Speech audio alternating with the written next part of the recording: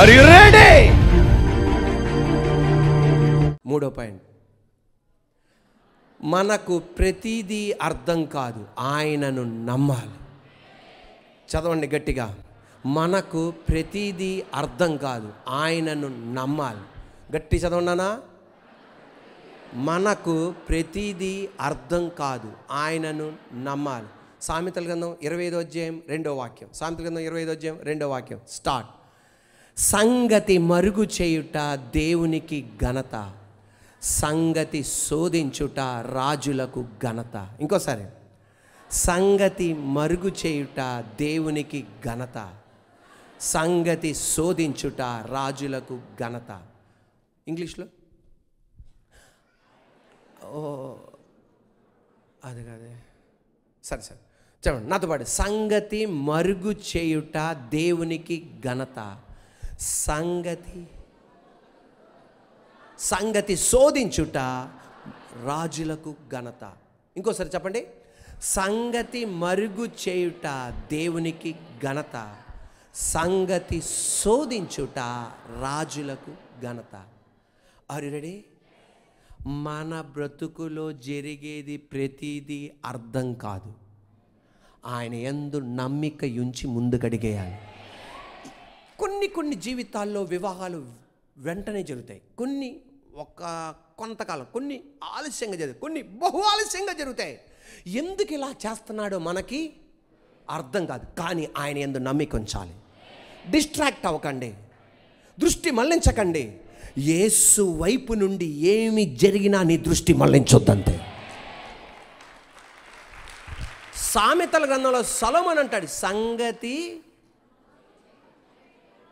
మరుగు చేయుట, ఎందుకు ఇలా జరిగిందో అని నీకు తెలవకుండా దాచిపెట్టడం అది దేవునికి, నీకేమో ఎందుకు జరిగిందో తెలుసుకోవటం అది నీకు ఘనత. ఇప్పుడు నువ్వు ఘనత పొందటం బెటరా, దేవుడు ఘనత పొందటం బెటరా?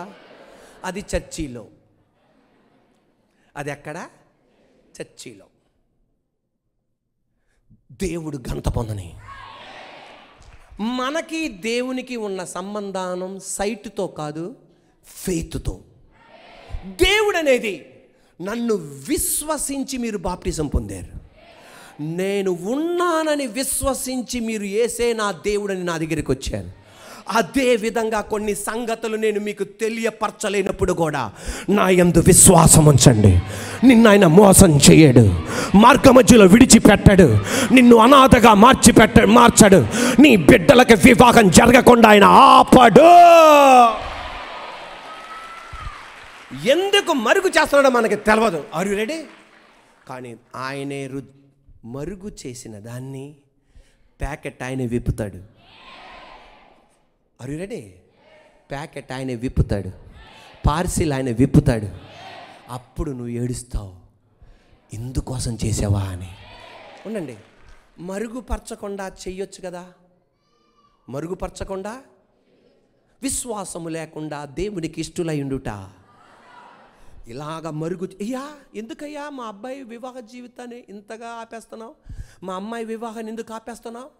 మరుగు చేసినప్పటికి కూడా దృష్టి మళ్లించకుండా ఆయన మీదే నువ్వు విశ్వాసం ఉంచావు. చూసావా? దేవుడు అంటున్నాడు, నేను నీ కొరకు ఆ పార్సిల్ విప్పుతా. హల్లెలూయా.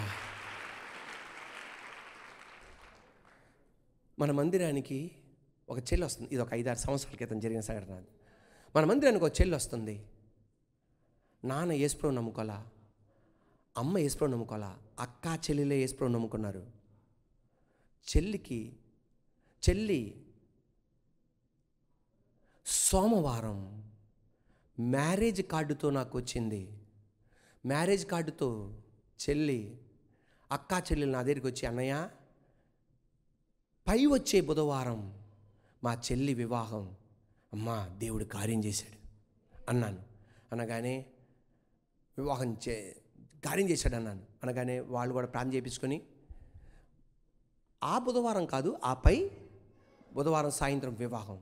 కానీ బుధవారం ఉదయం కల్లా వాళ్ళ ఇంట్లో కబురు అందింది, కాబోయే భర్త, బుధవారం సాయంత్రం వివాహం జరగాలి. కాబోయే భర్త మరి బ్యూటీ పార్లర్కి వెళ్ళాడు. ఎక్కడికి వెళ్ళాడు? వెళ్ళి తిరిగి వస్తుండగా ఒక డివైడర్కి తగిలి కొట్టగానే బండి కింద పడిపోయింది, కాలు ఇరిగిపోయింది. అందువలన వివాహం ఆగిపోయింది. వాళ్ళ నాన్న అన్నాడు, అందుకే నేను చర్చికి వెళ్ళొద్దనా? అక్కా చెల్లెలు ఇద్దరు చర్చికి వెళ్ళారు. అందుకే అమ్మ తిట్టేసింది, పెదనాన్న తిట్టేశాడు, చిన్నాన్న తిట్టేశాడు, అందుకే పెళ్ళికి వెళ్ళొద్దన్నా, చర్చికి వెళ్ళొద్దన్నా. వివాహం ఏమైపోయింది? సంగతి మరుగుపరచుట. దేవునికి ఘనత వచ్చింది. ఇది మన బతుకుల్లో జరిగేవి ఇలాగే ఉంటాయి.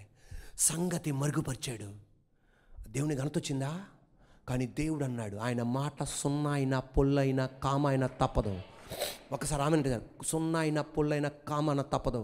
ఆయన చెప్పాడు, నేను మరుగుపరిచానంటే నేను ఘనత తెచ్చుకుంటానని. కానీ ప్రస్తుతం చూస్తే ఘనత తెచ్చుకున్నాడా? ఈ రోజున నీ బతుకులో కూడా కొన్ని మరుగు చేశాడు. నీ బతుకులో ఘనత కలగట్లా, దేవుని నామానికి ఘనత కలగట్లా. చెల్లి, నీ బ్రతుకులో దేవుని నామానికి ఘనత కలగట్లా. దేవుని నామానికి ఘనత కలిగిందా? వాళ్ళ ఇంట్లో ఉన్న బంధువులు అందరూ ఈమెను తిడుతున్నారంట, అక్క చెల్లెల్ని. నువ్వేమో చెల్లి రాకపోతే దేవుడు గొప్పోడే అని నువ్వే లాక్కెళ్ళావు అని నోటికొచ్చిన మాటలన్నీ అన్నారంటండి. మరుసటి రోజుకల్లా తెలిసింది, కాబోయే భర్త HIV పాజిటివ్ ఎయిడ్స్ పేషెంట్ అని.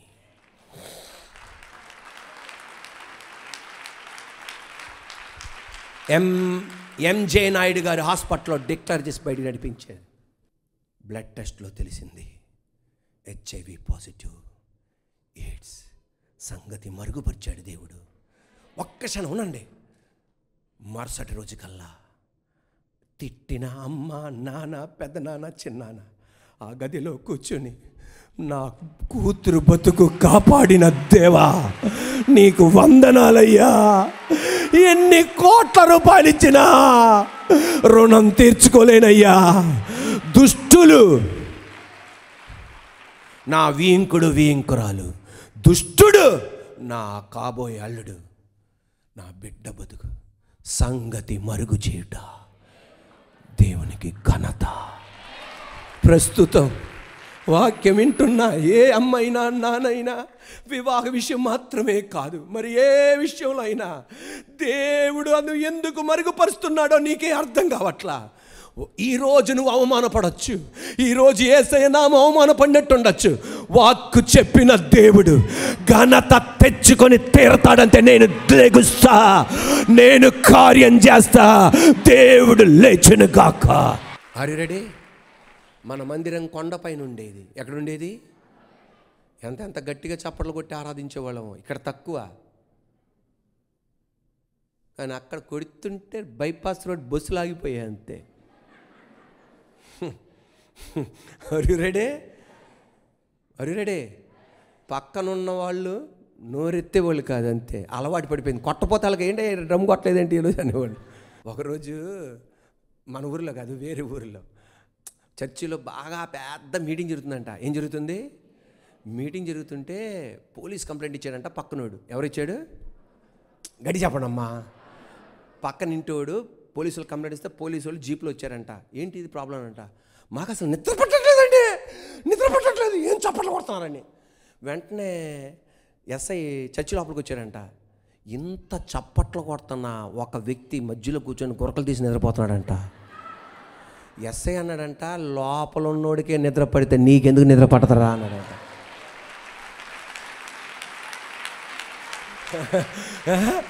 లోపల ఉన్నోడికి ఎంత గాఢ నిద్రపోతా, నీకు బీపీ పెరిగా నువ్వు అల్లానికి వచ్చి కూర్చోడు. ఆడు ఎంత నిద్ర సోదపడినట ఆడు చూడు అలా నిద్రపోతున్నాడు. ఆడు ఎస్ఐ వచ్చి చూపెట్టినా ఆడు ఇంకా నిద్రపోతున్నాడు. లోపల ఉన్న వాళ్ళకే నిద్ర పడితే నీకెందుకు నిద్ర పడదు, నువ్వు పడుగా అన్నాడంట. మనం చచ్చి అలా చప్పలు కొట్టేవాళ్ళం. అది ఏది వృధా అవ్వాలా? ఇప్పుడు వృధా అవ్వదు. నమ్మండి. కొట్టి కొట్టి గోడ కూలిపోయింది.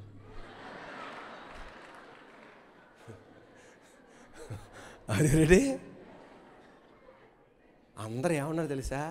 బా యెహోషువ స్తుతిస్తే ఎరుకో గోడలు కూలిపోయినాయి, మా అన్నయ్య సుధిస్తే చర్చి గోడలు కూలిపోయినాయి అన్న. మీరు నమ్మండి, ఒక పాస్టర్ అంటాడు ఆ చర్చిలో పవర్ లేదంటాడు,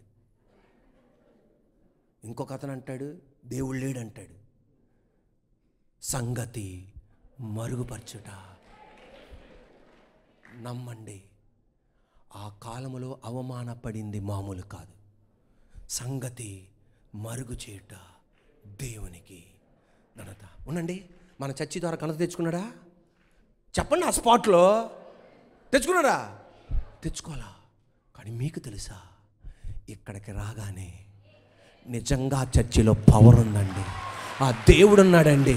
అందుకే అద్భుతాలు, సూచక్రియల వాక్యము, ఆ ప్రజలు ఆదరణ.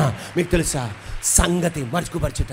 నేను గుండెలు బద్దలైపోయి ఎందుకు జరుగుతుందన్నా అని అడుగుతుంటే నేను చెప్పలేక వెలవెల్లాడిపోతున్నానే. సంగతి మరుగు చేయుట దేవునికి ఘనత.